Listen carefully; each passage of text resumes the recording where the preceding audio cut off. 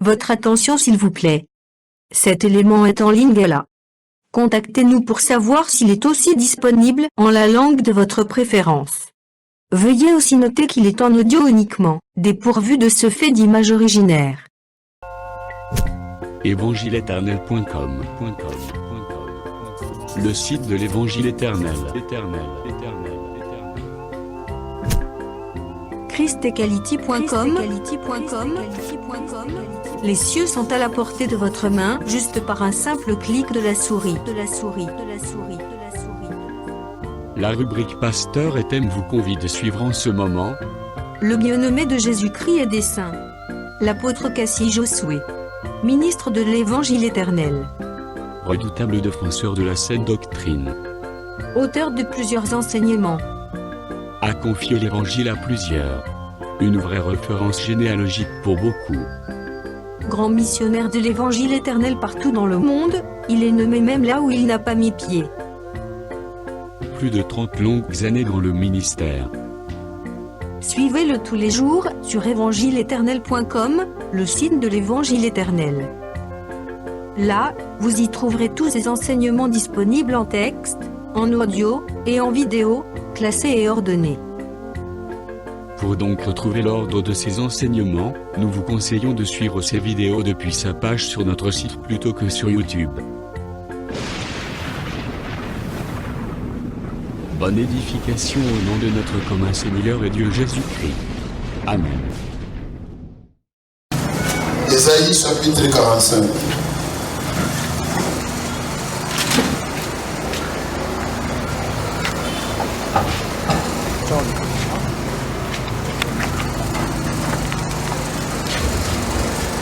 Ésaïe chapitre 45.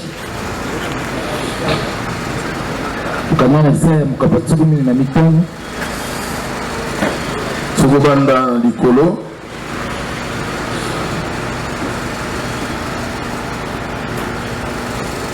À partir du verset 5.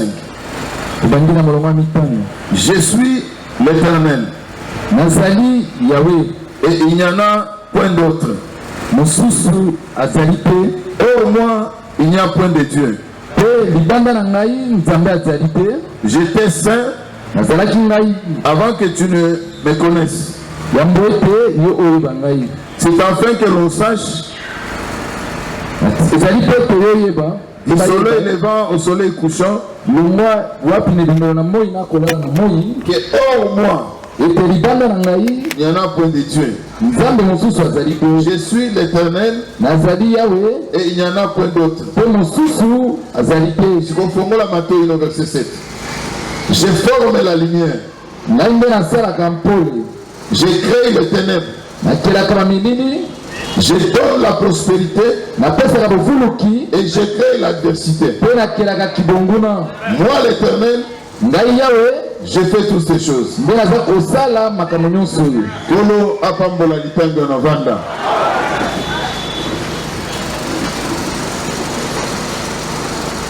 Opesi ndeko nyonso na poko alelo mbote na kombo na Yesu. Otombeli yo boye malamu na poko awe na bokutani na Nzambe.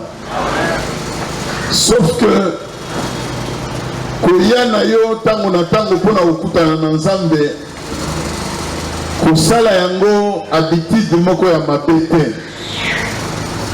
C'est-à-dire eza lokola momesano moko boye tomesani etokendaka elekaka boye esalemaka boye ezalaka kaka boye te. Soki oye bongo nayebisi yo ke Nzambe akoechappe yo. C'est que esalelo ya Nzambe ezalaka tellement compliqué, na ba orgueilleux, mais na ba humble, Nzambe pe aservelaka na kati ya simplicité pe na humilité. Et puis, mon frère bien-aimé dans le Seigneur, Nzambe apesi ba sacrificateur mokumba et pedango ndeba memaka arche. C'est-à-dire dans marche, dans voyage à Israël, Nzambe alobi ba nganga Nzambe ba Lewi nde bakomema sanduku na mapeka. C'est que bango nde bakobanda koprésede libota na kati na kotambola na bango. Et puis nzambe azoprécise ate na kati na basacrificateur komema sanduku na libota oyo ekozala kolanda bango na nsima. Nzambe azotia écart oyo bazobenga yango 2000 coudées, c'est environ 1 km. Bandanga très bien makambo na oloba mpono na poko ya lelo nazongeli koloba entre baoyo bazali komema sanduku basacrificateur bazali komema sanduku na mapeka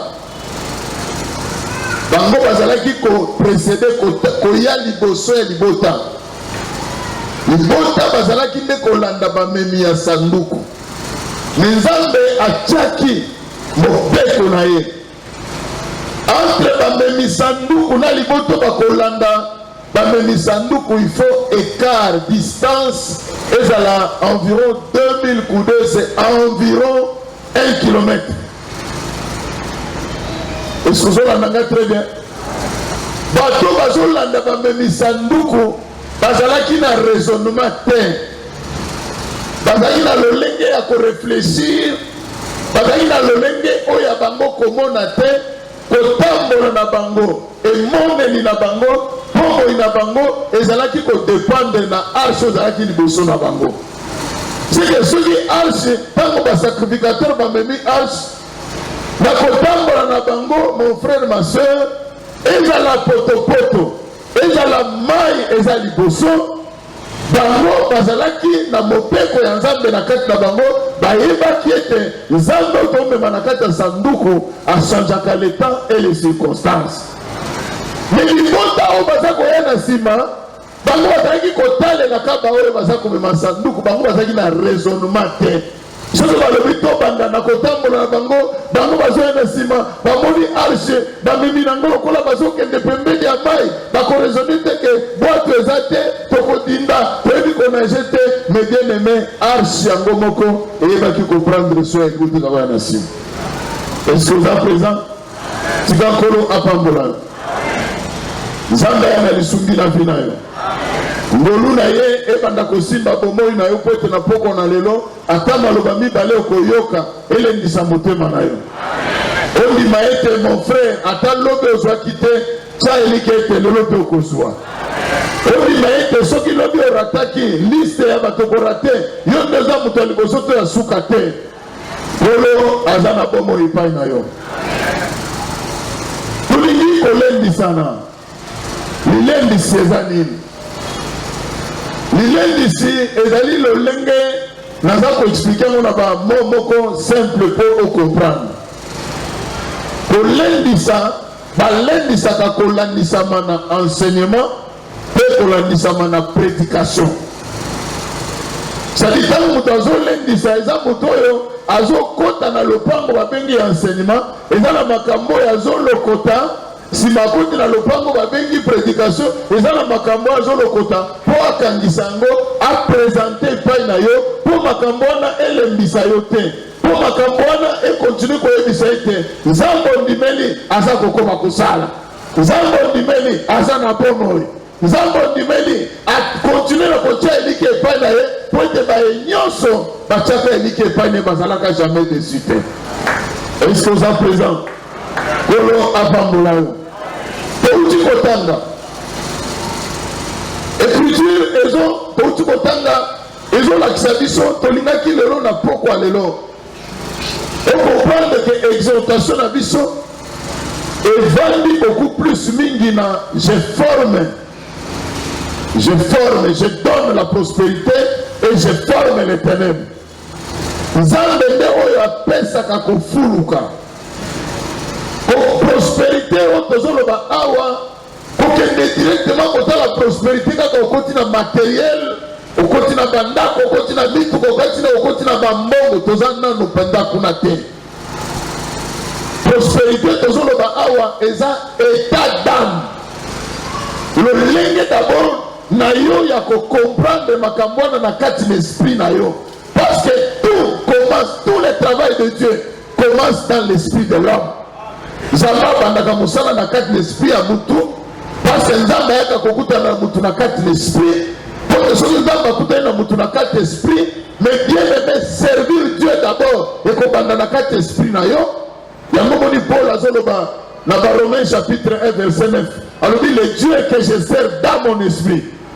Oh, servir Dieu ne commence d'abord kobana na nzoto otamboli oke kokabola ba fiche otamboli le sambo non servir Dieu d'abord mon frère c'est un état d'âme qui commence na kati l'esprit na yo tu dois rencontrer le Dieu qui est un grand esprit na esprit na yo bokutana po Bible lobete batomi balé bakotambola nzela moko te soki bango nanu bayokani te est-ce que vous êtes présent yango moni nzambe ntango atindi Moïse ayebisi Moïse alobi ete kende yebisa Pharaon alibere libota Moïse ntango azokende koyebisa libota Pharaon alibere libota nzambe azozela Israël na désert le même Dieu atikali na désert c'est le même Dieu qui est parti aussi avec Moïse parce que nzambe ake na Moïse nzambe mpe akesu na désert oza présent na toujours oza présent pourquoi tozolango na désert parce que Moïse esengelaka bimisa bango il fallait baya kokutana na nzambe na kati ya désert po ete bayokana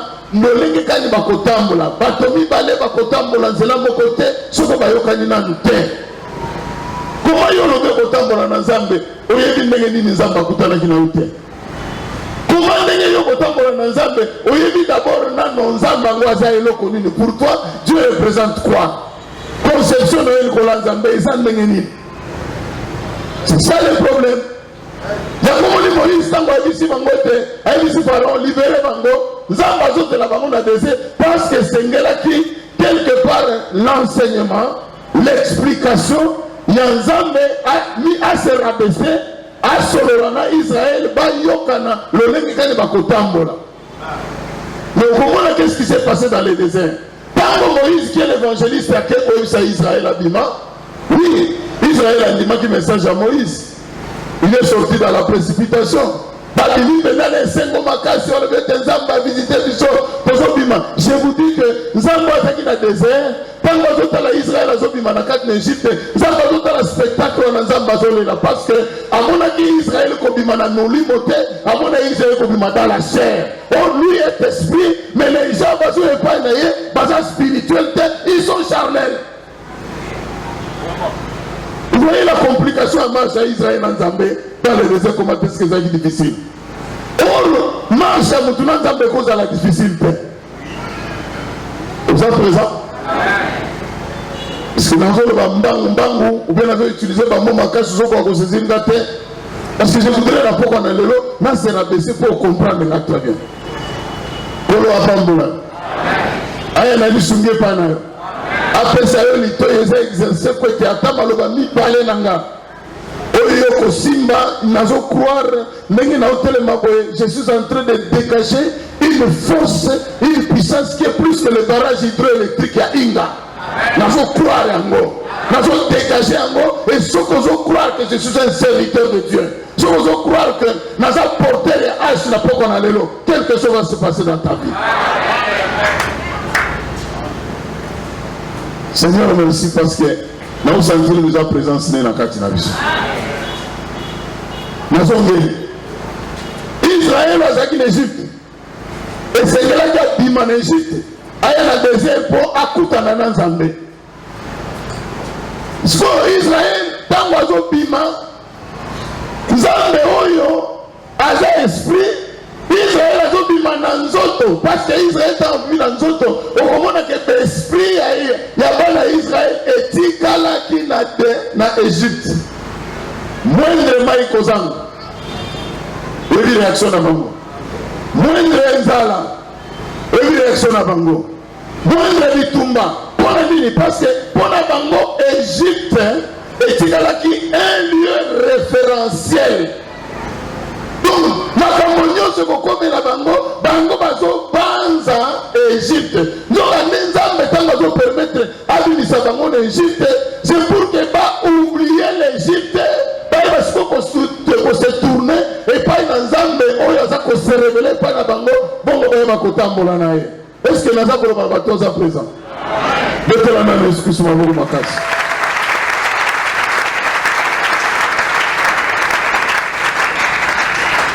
Alors, naza nanu koluka koprépare terrain, naza nanu kobuka mabele de façon à préparer motema na yo, parce que nazo croire na poko alelo nzamba kopanguso pinzoli na miso. Nazo croire que bapota motema no ekauka te ekokauka. Nazo croire que impossible ekokoma possible. Nazo croire que molili ekobongwa na ekokoma pepole. Nazo croire que le bongo ezalaki mokuse modele ezoya molai mpona kosimba nanga moko ezolekelanga. Nanga moko ezolekelanga. Maloba nyonso munganga lobaki ete yo oza na maladie incurable. Et puis nazo croire pe na mibange nyonso baza na poko na ye no lisanga. Ndenge nzambe asala na Abraham na Sara mpe kosala na bango. Alongola mpe bompaka apesa bango mpe jeunesse. Ozondima te petela Yesu maboko makasi.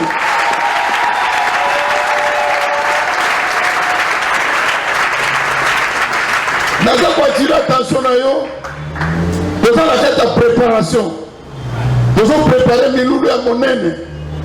Et puis, Meneni Tobengango, ils allaient fête apostolique.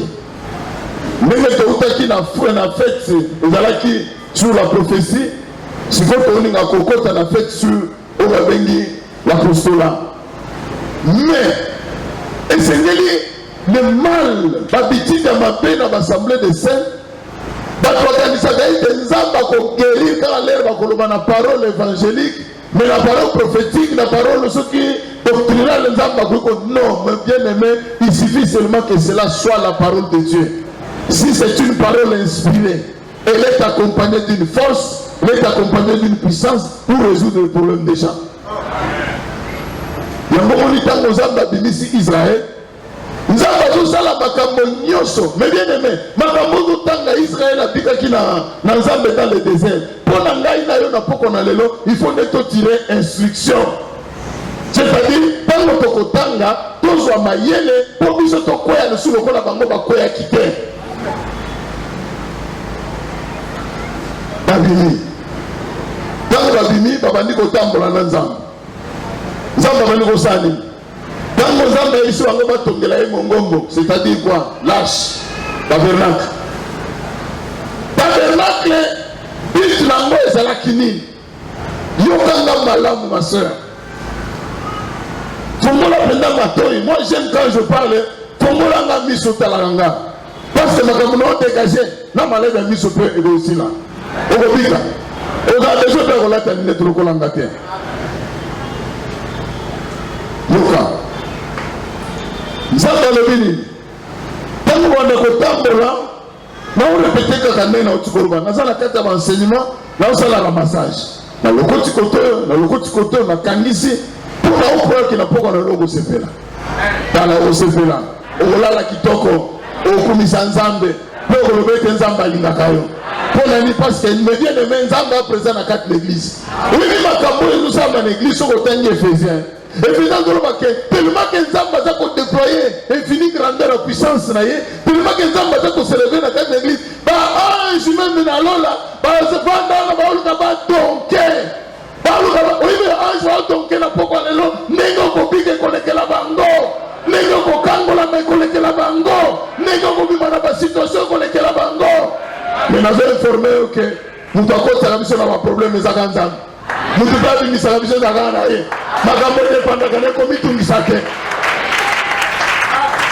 Exaltation ya poko na lelo na lingi ba yoso batikala cesse etikana na se omona kana no bandoki ya famille omona nga bandoki ya quartier na lingi oleka ba niveau wana oke na ba stade ya likolo moko na exaltation na tongo na pesa batu témoignage bouleversanga kino lelo e markanga Nzamba sala ngolu na kola na yolo. Vous avez l'église Saint-Gabriel. Championnat moko bezai ko salema na terrain ya l'Afrique tuno benga ikanka. La première carte ya ba vacances ba so beta babal. Tellement qu'il y a un problème dans l'église catholique biso ba benga ni biso. Pour le lokola église catholique a une équipe nango moko boye shalom. Ils ont créé équipe na biso. Quand on a un championnat, il faut gagner quand on a que ça va très important. wana eza mpe ebandela kobanda kosambela tokei ono motu moko aza na ngilingili asalaka bavita match asalaka bayima na match toke kuna motu wana asali bisalasala na ye yoka makambo azobisa biso abi boya lobi na tongo to elobi na tongo abi bapeti na butu alelo na lali te na travaille match oyo okoganye 1-0 mais soki nzambe alingi okoganye soki nzambe aboyi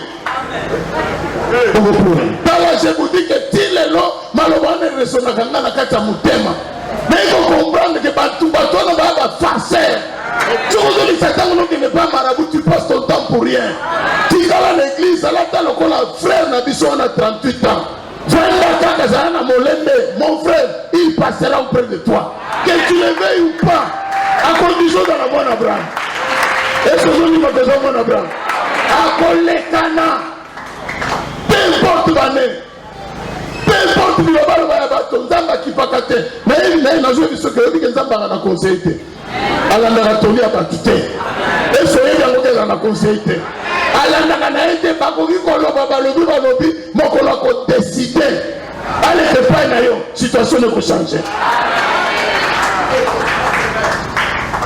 sikoyo yo na église tikala ta lokola ndeko na biso wana tika bitambola babiloko mosusu oyo to bambi batie bakombo baassemblée de saint eya baassemblée de saint te eza batromplay diable aza nsima biloko wana mpo acaptive baoyo ya nzambe mpo atikala toujours koasigetiri bango mais biso tokuraki baoyo ya nzambe kozala captive te baoyo ya nzambe eza bakopesa bango miso bakomona mpe bacomprendre bakobima outi mpo na lisusu alobi naosala baboro oyo soki nzambe alingi bokokanye ilevre tokanyaka me na tikala ti lelelo tonaka bi koma ye asali kisi asali bisalasala azose référé na autorité ya nzambe c'est que yo il faut se référer na autorité ya nzambe koleka ye est-ce que vous comprenez yo il faut comprendre que na mabe na malamu soki nzambe abeti siffle nango te ekokomela yo te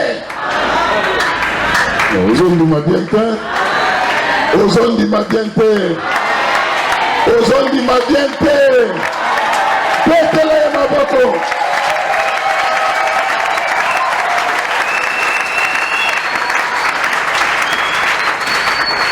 uli makambo ndenge ekomelaka biso soki olinga comprendre makambo ekomelaka biso tanga histoire ya Job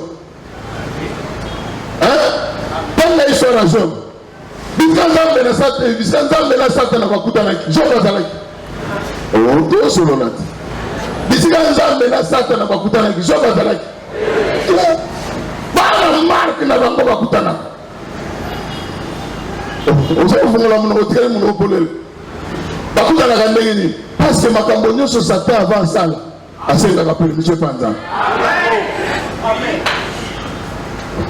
namoni bamosusu bazocomprendre kaka te makambo nyonso satan avant asala ava banda akendaka inde epai ya kolo pema soki otangi kaka eske bakutoko kotanga mpo elafesi biso na mémoire otanga nano na Job. Job chapitre 1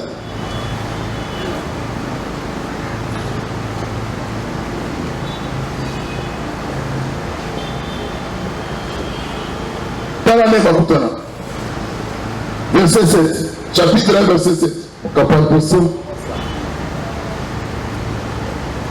l'Éternel dit à Satan Yahweh alobi na Satan andela Yahweh alobi na Satan d'où viens-tu uti wapi et Satan répondit à l'Éternel pe Satan ayonoli epai na Yahweh de parcourir la terre et de m'y promener nakobalukaka na kati na mokili mabele mpe ngai kotambolaka koyengayenga aza neka ye mosala neka koyengayenga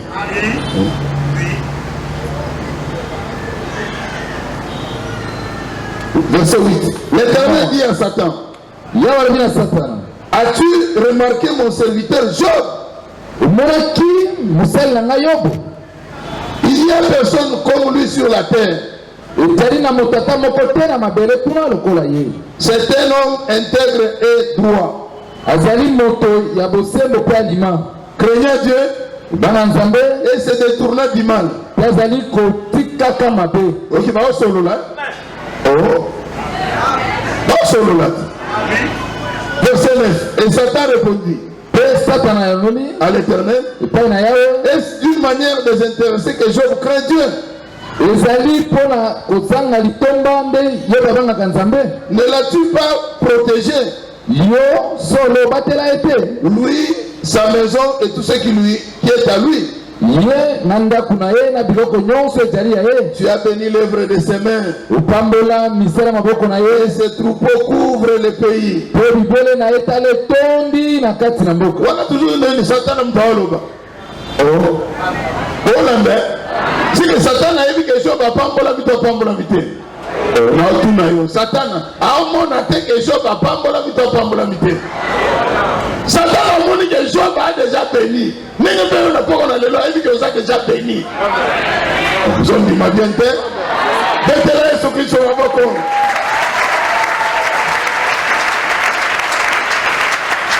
Pour continuer. Verset 11. Mais étends ta main, kasi bongo sembola loboko na yo touche à tout ce qui lui appartient. simba kaka biloko nyonso ezali ya Et ye. je suis sûr qu'il te maudit en face. Pe ngai nandimisami ete akolakela mabe elongi na elongi boye. Yoka sikonzamba lobi oh. Yoka ni Satan a lobi. Yoka sikonzamba na 12. L'Éternel dit à Satan, yawe alobi na satana voici nde tala tout ce qui lui appartient, oyo nyonso ezali ya ye je te les livre. na kabelo yango. Na livre. Ezali na maboko nani? Sikonzamba moko asepela sani. Apesa mu Satan, yo mutu sala pona. Vraiment.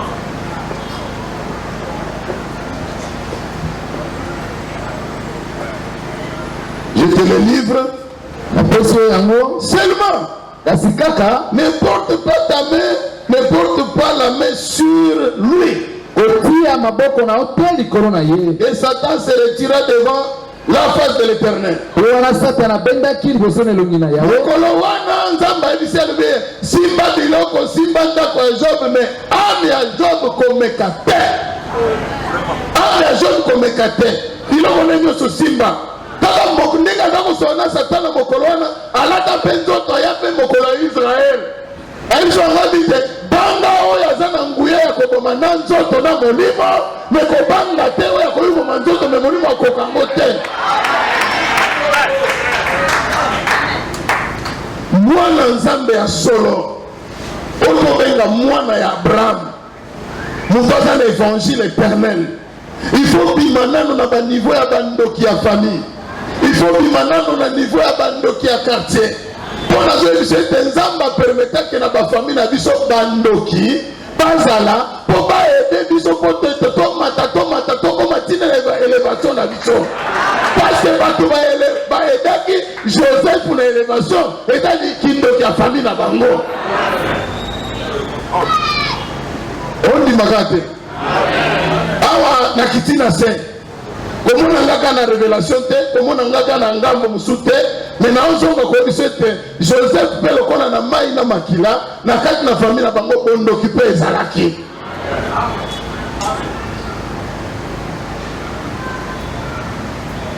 Bondoki wana ne etaki Joseph plus bazosala Joseph mabe, plus baza konyokola ye, mais bango bazoyeba teke baza kotindika ye na accomplissement ba promesse baokoyeba te.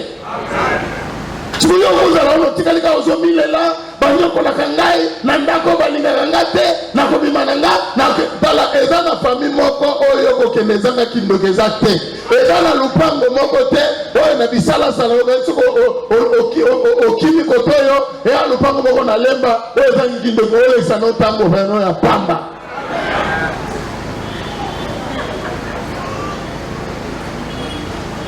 Nzambe tango alati nzoto Yesu Masiya connaissant makambo nazobisa yo alobi kaka que je vous ai donné le pouvoir de marcher sur le scorpion et sur les serpents. C'est-à-dire que ata lopango yango ezalaka sono, mais soki yo mwana évangile éternel ozala na Yesu na kati na yo, parce que kozala na Yesu c'est tout un si Josué avait dit, tout lieu où fleura la plante de vos pieds, ce lieu vous sera donné en possession. Mais bien aimé, Josué a eu un problème. Josué, quand il a dit qu'il a bloqué la chaîne, mais je vous dis que Josué, que chaîne est dans la terre. Et puis Josué est libre. Et à quoi qu'on par exemple, à l'ongwe Makala, à se retrouver à Kingasan. Si vous avez la commune de Kingasan, ma colonie est à Kingasan, na Bondo, et Sili, na Soloka, et Sili, na Zoua, et Sili, pour y avoir comme peut la bisika. Le moment où tu es là, dans le sambe, la mort où il y a Miké.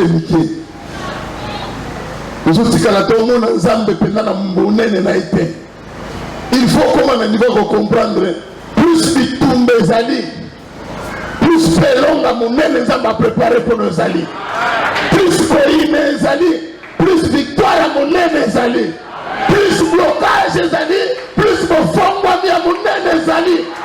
Il faut comment on va comment on a Congo.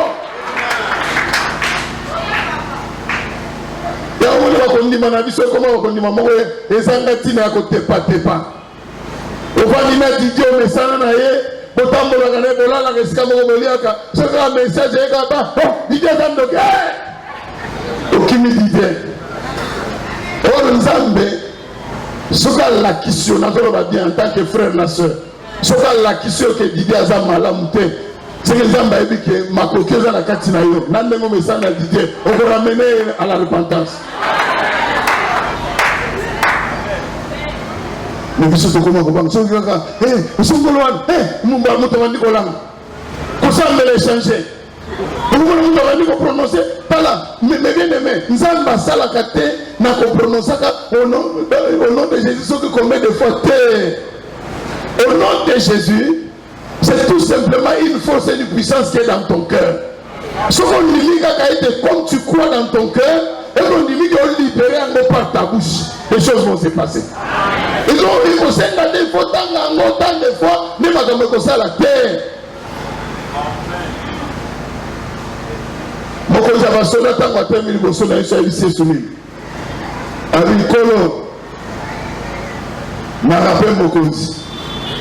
Mais il y a un gars, il y a un collègue, il y a un gars, mais ngai pe na ebiki na na basoda musu bazana bana sena nga bawo bazana sena nga wana soki na lobi yo nomba awa kende kuna akutuna nga na notemo konzina ke ko sala nini pona nini te e loko ali bosona no eza de exécution na soumission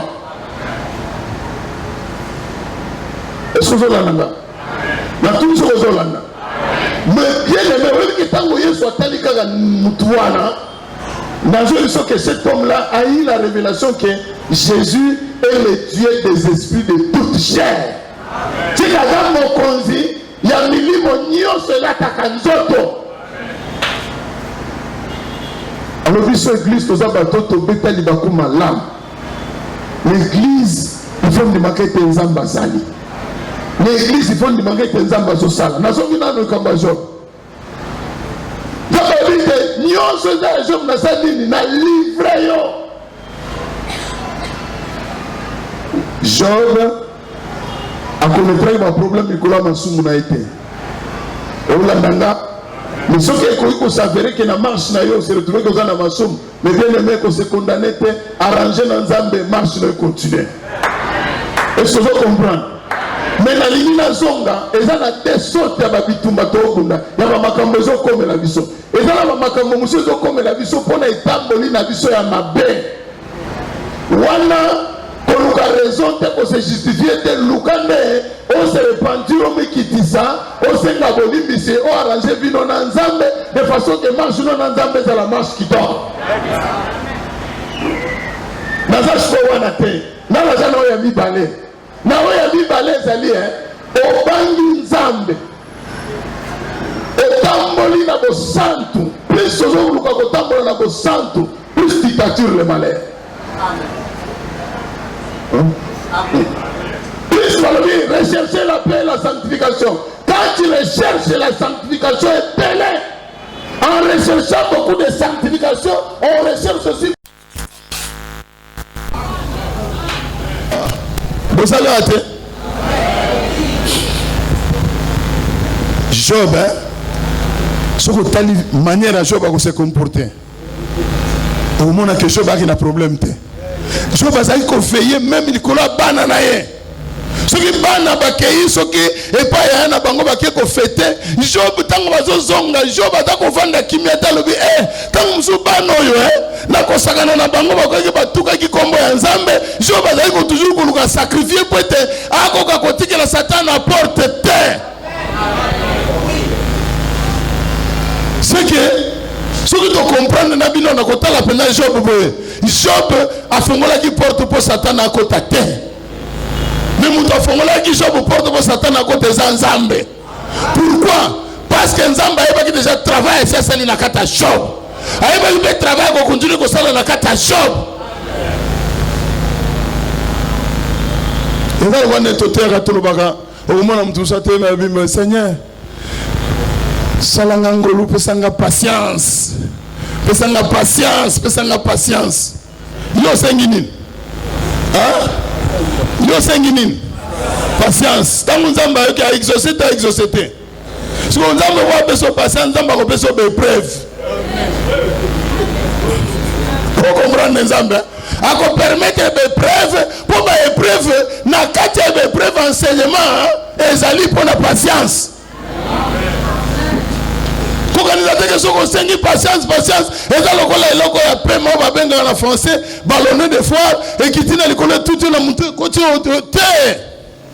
Dieu va permettre certaines choses pour comme là, à confondre les couquets, pour ma cambouana comme là. N'enzamba isa etote abino na poko ayewan. Est-ce que vous comprenez? Betele na numaboko makasi.